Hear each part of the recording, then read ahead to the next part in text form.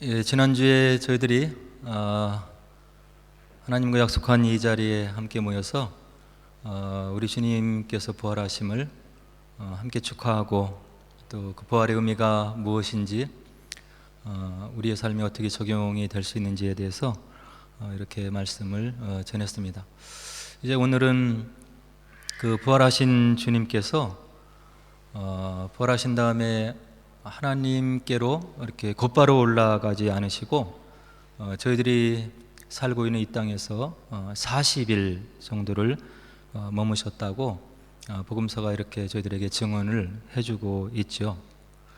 그래서 우리의 모든 죄를 다 이제 사하시는 그런 복음 구원 사역을 십자가상에서 모두 완성하시고 이제 부활하신 다음에 이 땅에서 머무신 기간이 40일이라고 하는데 그 의미가 또 굉장히 중요한 거예요. 그래서 성경을 이렇게 복음서를 쭉 살펴보니까 부활하신 주님께서 제자들과 그 따르는 무리들에게 나타나셨다고 하는 그런 기록들이 11군데에서 이렇게 발견이 되는 것을 볼 수가 있습니다. 무덤가에 있었던 막달라 마리아에게 이렇게 나타나셨고요.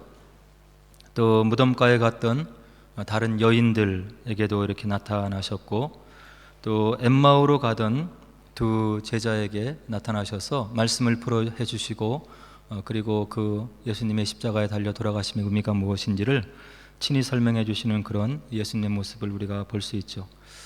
그리고 이제 베드로에게도 나타나셨고요. 그리고 또 마가복음 16장에 보니까 도마를 제외한 10 제자에게 이렇게 또 나타나셨어요. 그래서 도마가 없던 자리를 또 우리 주님께서 생각을 하셔서 도마의 믿음을 세워주시기 위해서 도마를 포함한 11 제자에게 나타나시는 부활하신 주님의 모습을 요한복음 20장에서 우리가 또 확인할 수 있죠.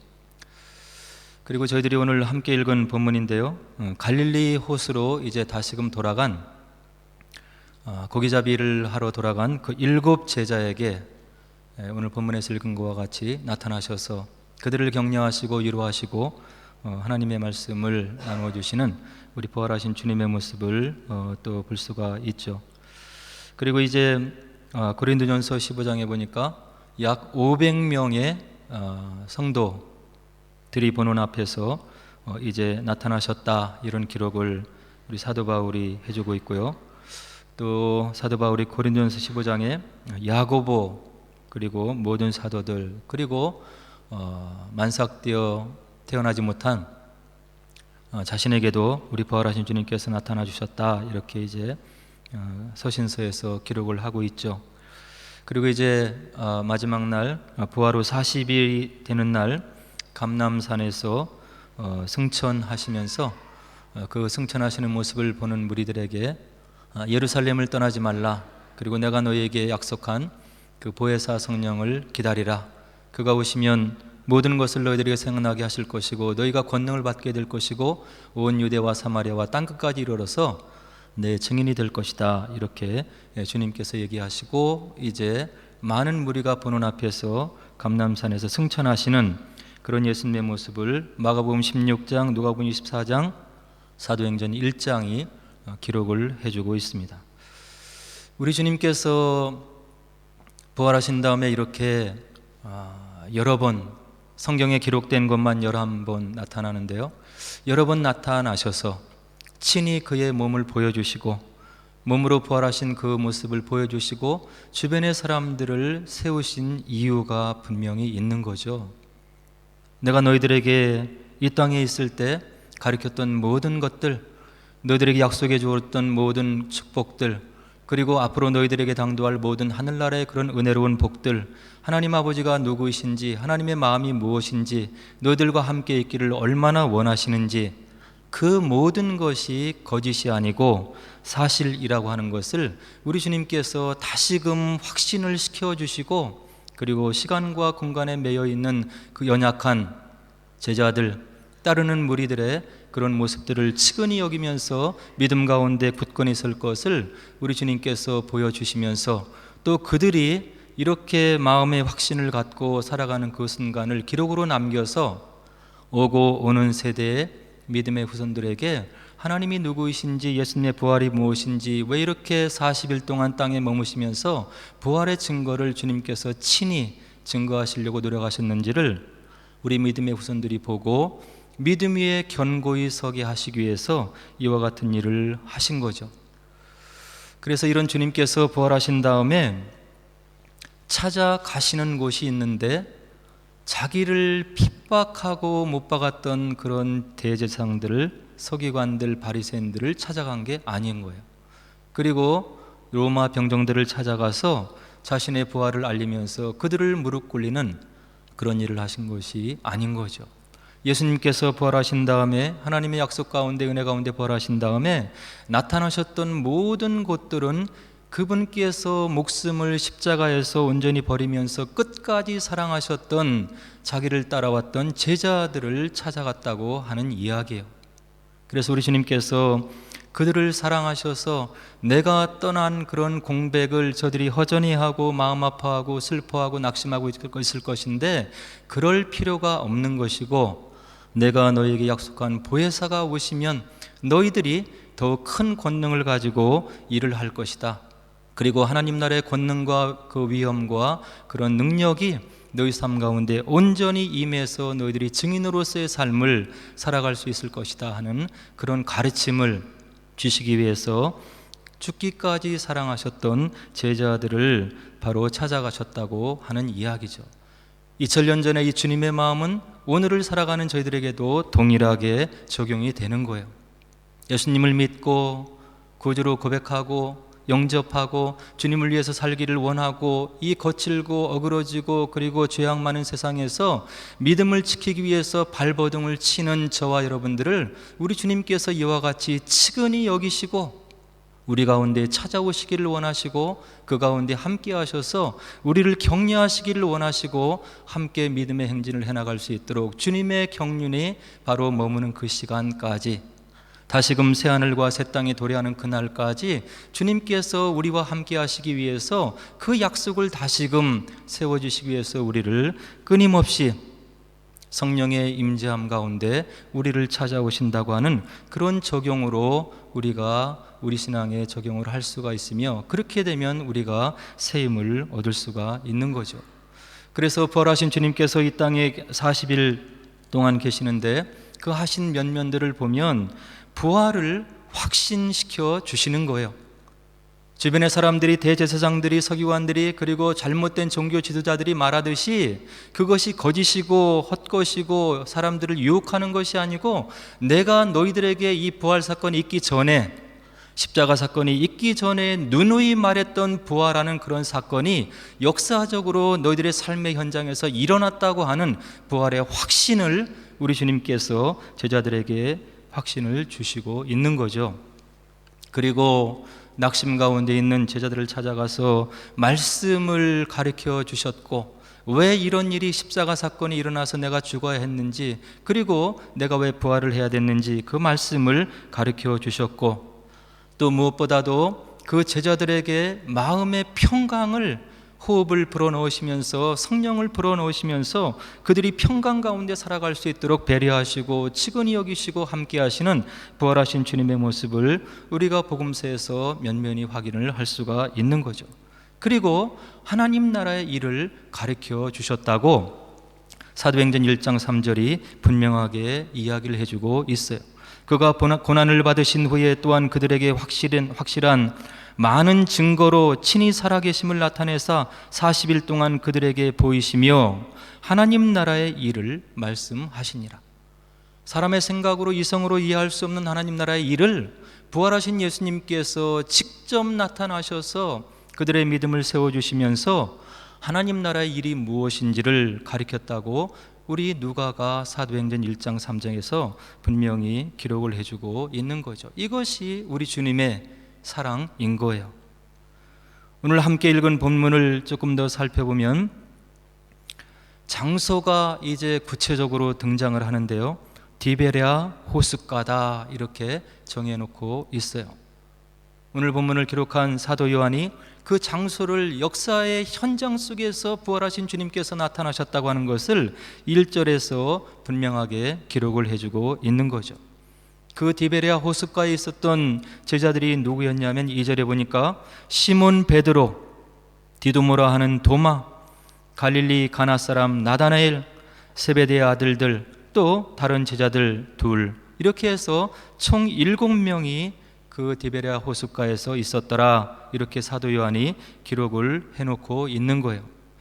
그래서 이들의 모습을, 이름을 기록하면서 사도 요한이 또 기록을 하는데, 베드로가 이와 같이 이야기를 그 당시에 했더라, 이렇게 3절에서 이야기를 하고 있는데, 부활하신 주님을 확신하지 못하는 베드로, 주님의 수제자였던 베드로, 주님의 사랑을 많이 받았던 그였지만 말씀을 잊어버리고 기억하지 못하니까 3절에서 무엇하고 그 형제들에게 이야기를 하냐면, 나는 물고기를 잡으러 가노라.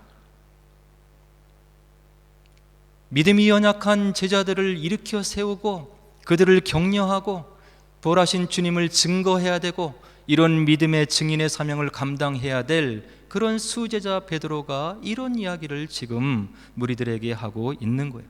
나는 물고기를 잡으러 가겠다. 수제자가 이와 같은 이야기를 하니까 다른 무리도 동일하게 이야기를 하는데, 그들이 우리도 함께 가겠다.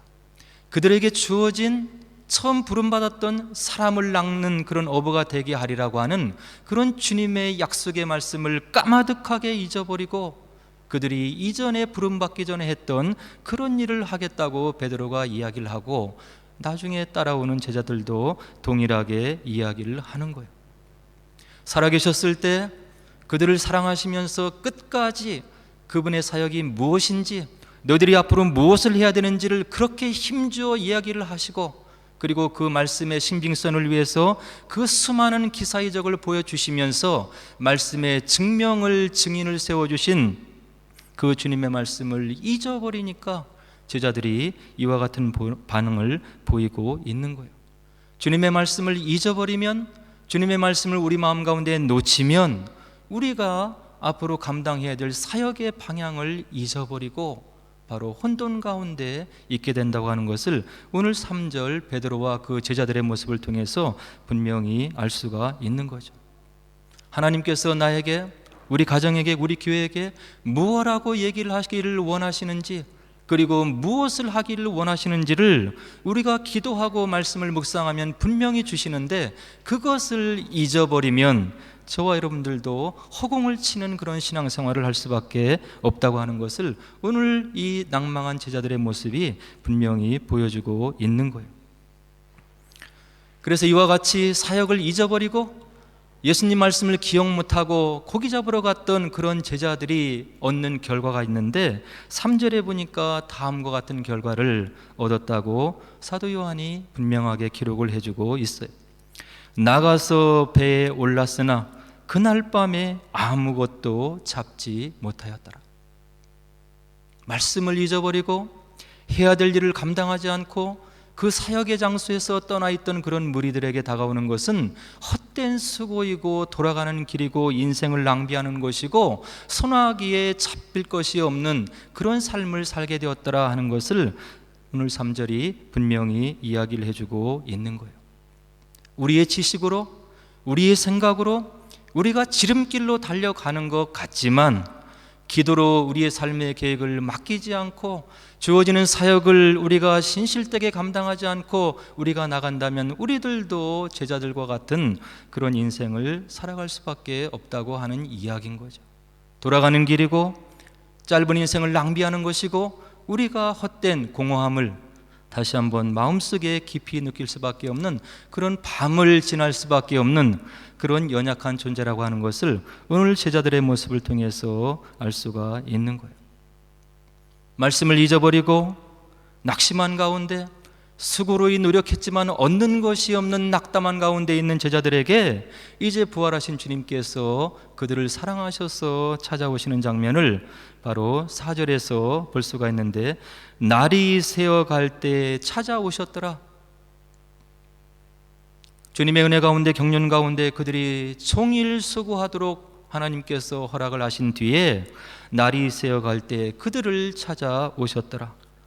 그러나 4절에 보니까 제자들은 그분이 바로 예수님이신 줄을 알지 못했더라. 사도 요한이 그것을 회상하면서 4절에서 이와 같이 고백을 하고 있는 거예요. 5절에 보니까 예수님께서 그 7 제자를 향해서 물으셔요. 너희에게 고기가 있느냐? 5절에 보니까 제자들이 답변을 하는데 고기를 잡지 못했나이다. 그런 답변을 이야기를 하죠. 거기서 예수님께서 이와 같은 말씀을 들으신 뒤에 6절에 보니까 어떤 이야기를 던져주시냐면 그물을 배 오른편에 던지라. 그리하면 잡으리라. 고기를 잡았느냐? 잡은 것이 없나이다. 밤새도록 수고했지만 우리가 잡은 것이 없나이다.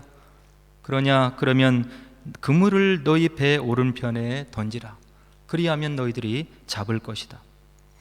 그래서 그들이 말씀에 순종해서 바로 그물을 배 오른편에 던졌더니 물고기가 많아 그물을 들 수 없게 되는 그런 체험을 제자들이 이제 하게 되는 거죠.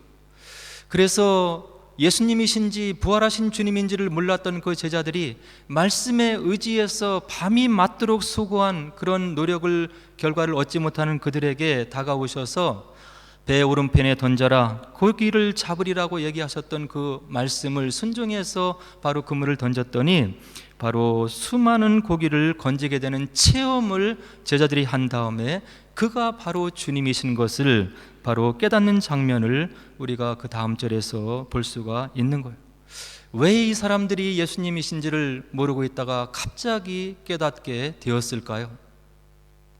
베드로와 제자들이 처음 부름받았을 때 예수님께서 그들에게 다가가셔서 또 찾아오는 무리들에게 바로 베드로의 배에 올라서 배를 좀 떼기를 말씀하시고 그들에게 강론하신 다음에 베드로에게 그때도 밤이 맞도록 헛수고했는데 그 무리를 향해서 깊은 데 가서 너희 그물을 내려라.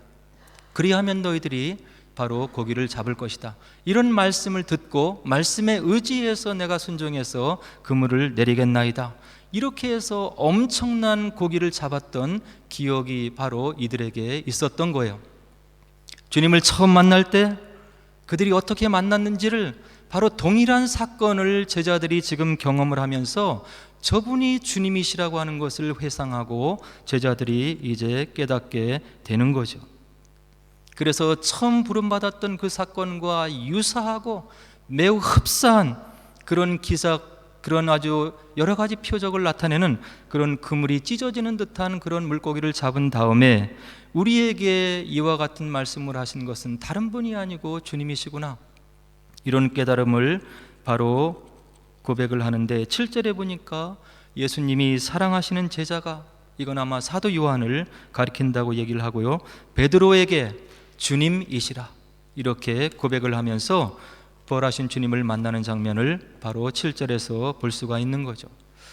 사도 요한이 베드로에게 주님이시라 이와 같이 고백을 하고 이야기를 하는 것을 듣고 베드로가 보이는 장면이 있는데 어떻게 하냐면 그 주님이시라고 하는 소리를 들은 그 즉시로 베드로는 겉옷을 두른 후에 바로 물길로 뛰어드는 그런 베드로의 모습을 볼 수가 있는 거예요.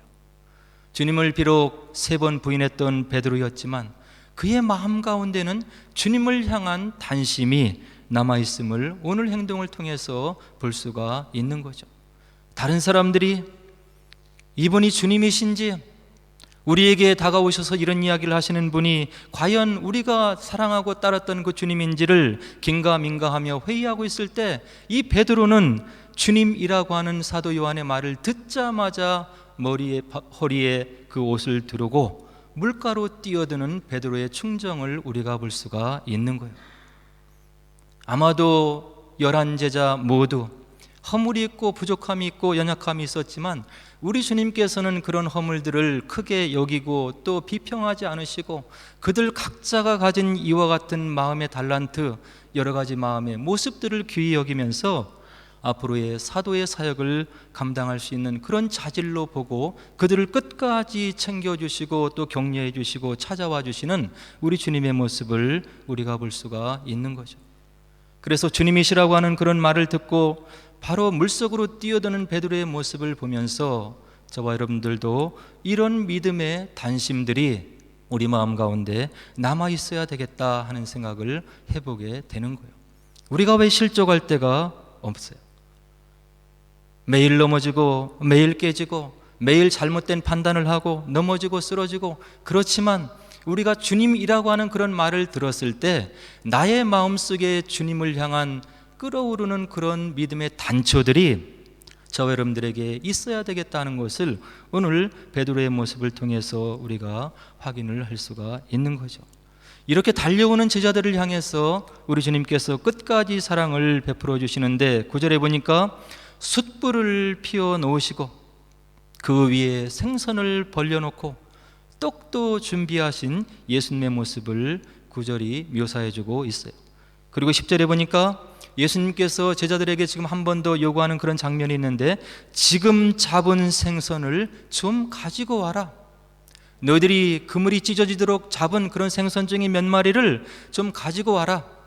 그래서 그것을 숯불에 올려놓으시면서 바로 그들과 만찬을 나누시는 주님의 사랑의 모습을 우리가 9절로 10절에서 확인을 할 수가 있는데요.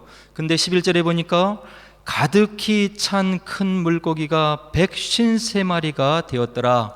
이렇게 사도 요한이 분명하게 숫자로 기록을 해서 그들이 몇 마리의 큰 물고기를 잡았는지를 바로 우리들에게 전해주고 있는 거죠. 근데 우리 믿음의 선조 중에 한 분인 성 어거스틴은 여기에 나오는 153마리 그리고 153이라고 하는 숫자를 어떻게 좀 유비적으로 좀 이렇게 해석을 했는데요. 구약의 완전한 숫자는 10이고 신약의 완전한 숫자는 7.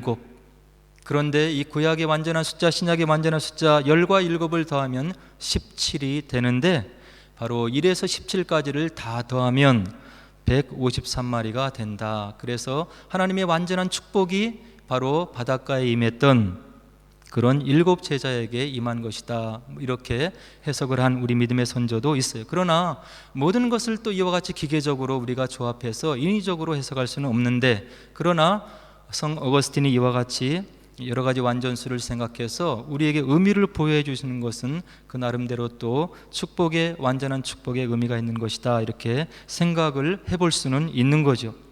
그리고 이와 같이 잡은 고기를 가져오라고 하신 다음에 12절에 주님의 초청이 있는데, 예수님이 제자들에게 와서 조반을 먹으라, 아침을 먹으라.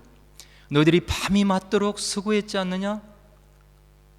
잡은 것이 없이 지치고 지친 너희들의 몸을 이제 좀 누이면서 내가 너희들을 위해서 준비한 바로 이 조반을 먹으면서 너희들이 안식을 취했으면 좋겠다. 우리 주님께서 이와 같은 사랑을 13절에서 이야기를 해주시면서 떡을 가져다 주시고 생선도 그와 같이 주셨더라. 이렇게 13절이 우리들에게 기록을 남겨놓고 있어요. 이것이 언약의 하나님이신 거예요.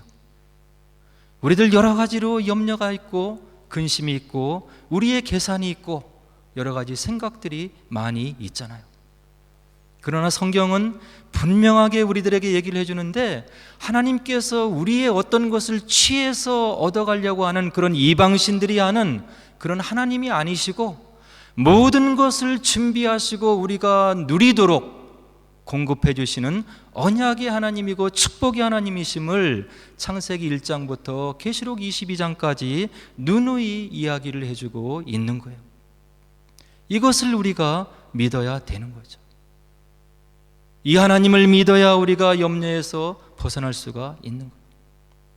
내가 보기에, 내 눈으로 보기에 돌아가는 것 같고 지연되는 것 같지만 하나님의 타임테이블에는 그것이 그런 것이 아니고, 저와 여러분들을 위해서 완벽한 시간에 완벽한 방법으로 우리를 도우시는 완벽한 하나님을 드러내기를 원하시는 언약의 하나님이 약속되어 있음을 우리가 성경을 읽으면서 분명하게 우리 마음속에 새겨야 되는 거죠.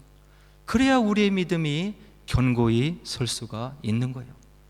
주님을 위해서 무엇을 할 수 있고 내가 이 일을 위해서, 주님께서 주신 꿈을 위해서 내가 기도하고 주님께 의뢰했을 때 주님의 방법으로 나에게 힘을 주시고 능력을 주시고 결단력을 주셔서 감당하게 하셔서 주님께 온전한 영광을 돌리게 하신다는 그런 언약의 하나님을 믿는 마음이 저와 여러분들에게 분명히 있어야겠다는 생각을 오늘 본문을 통해서 다시 한번 생각을 해보게 되는 거예요.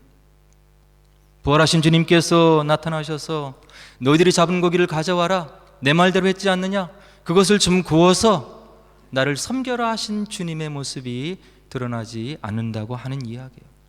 낙심한 그들, 밤이 맞도록 수고한 그들, 심신이 지쳐있는 그들에게 찾아가셔서 음식을 준비하시고 너희들의 지친 몸을 좀 안식을 취하고 새 힘을 얻고 내가 너희들에게 부여해준 사명을 감당하기 위해서 너희들이 일어섰으면 좋겠다 하는 주님의 간절한 마음이 오늘 제자들에게 음식을 차려주시는 바로 우리 주님의 모습을 통해서 우리들이 확인할 수가 있는 거예요.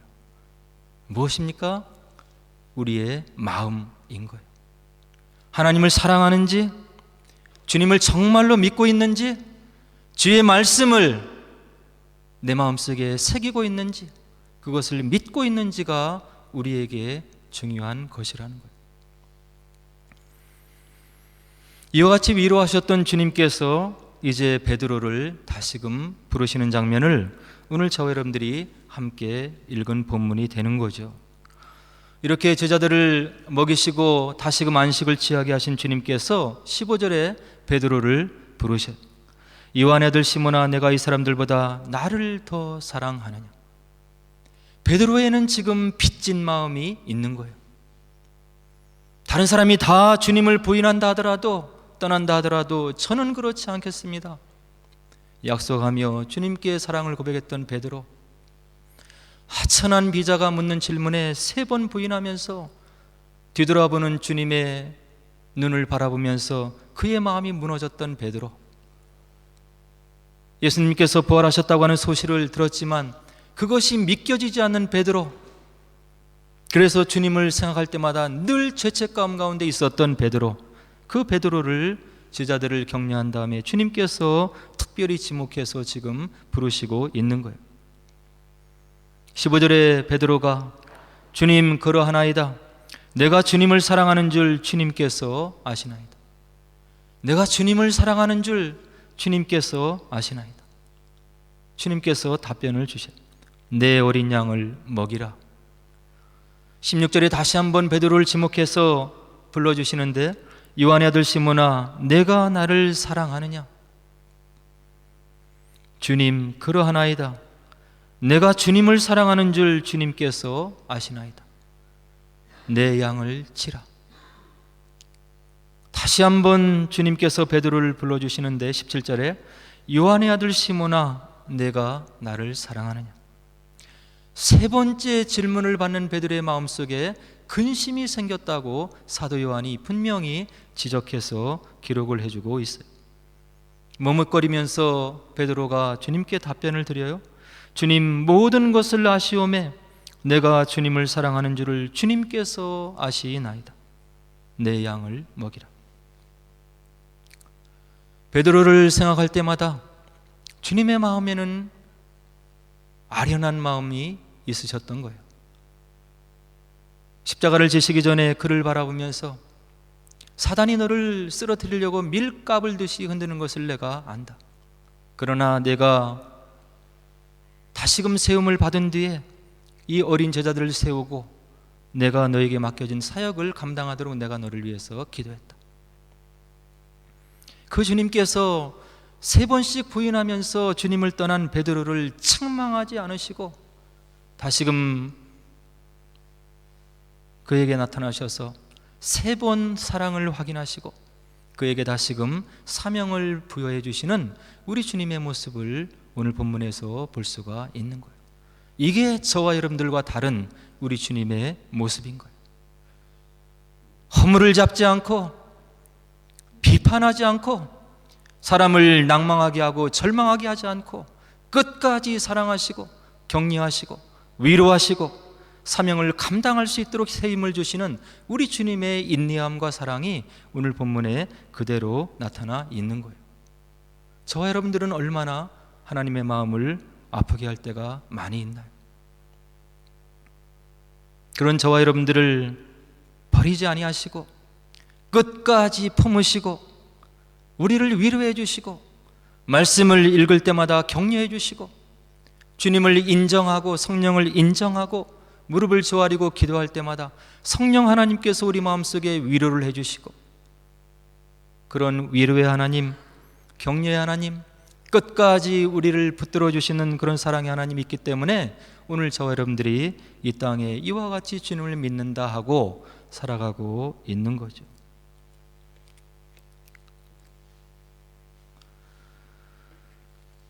그리고 난 다음에 사도 요한이 18절에 베드로에 대한 해석을 다음과 같은 기록으로 남겨놓고 있어요. 내가 진실로 진실로 내게 이르노니 내가 젊어서는 스스로 띠를 띠고 원하는 곳으로 다녔거니와 늙어서는 내 팔을 벌리리니 남이 내게 띠 띄우고 원하지 아니하는 곳으로 데려가리라. 우리 주님께서 디베랴 바닷가에서 이와 같은 말씀을 베드로에게 3번 사랑을 확인하면서 사명을 주시면서 이와 같은 말씀을 또 주셨다고 하는 거죠. 이 말씀의 의미를 사도 요한이 19절에서 해석하고 있는데 이 말씀을 하심은 베드로가 어떠한 죽음으로 하나님께 영광을 돌릴 것을 가리키심이러라. 로마에서 환난을 떠나 사명을 버리고 또 다시 한번 멀리 가는 베드로에게 주님께서 나타나셔서 사명을 부여해 주시고 그가 말씀을 전하게 한 다음에 이제 십자가형을 받아서 죽게 되는데 베드로가 기독교 전승을 보면 이와 같은 말씀을 남겼다고 우리들에게 전해주고 있는 거죠. 내가 어떻게 주님과 똑같은 모습으로 십자가에 달려 죽을 수 있겠는가? 나는 그와 같이 죽을 수 없으니 나를 거꾸로 십자가에 못 박아라. 그런 말을 남기면서 담대한 마음으로 그에게 다가오는 십자가 형태를 받아들인 베드로의 모습을 오늘 사도 요한이 예수님께서 그와 같은 일이 있기 전에 얘기하셨던 말씀을 기억하고 그와 같은 죽음으로 영광을 하나님께 돌리고 순교의 길을 걸어간 그런 베드로의 장렬한 죽음의 순교의 모습을 오늘 사도 요한이 기록으로 우리들에게 남겨놓고 있는 거예요. 이와 같은 말씀을 하시면서 19절에서 우리 주님께서 베드로에게 이야기하시는데 이르시되 너는 나를 따르라. 격려하시고 위로하시고 쓰러진 곳에서 다시금 일으켜 세우신 다음에 바로 사명을 주시고 너에게 주어진 사명의 길을 가르라 하고 나를 따르라고 다시 한번 초청하시면서 위로하시고 격려하시는 우리 주님의 모습을 우리가 19절에서 확인을 할 수가 있는 거예요. 오늘 본문을 우리가 다시 한번 나누면서 분명하게 기억을 해야 될 것은 우리에게 주어진 신앙의 모든 모습들이 결코 거짓이 아니라고 하는 것.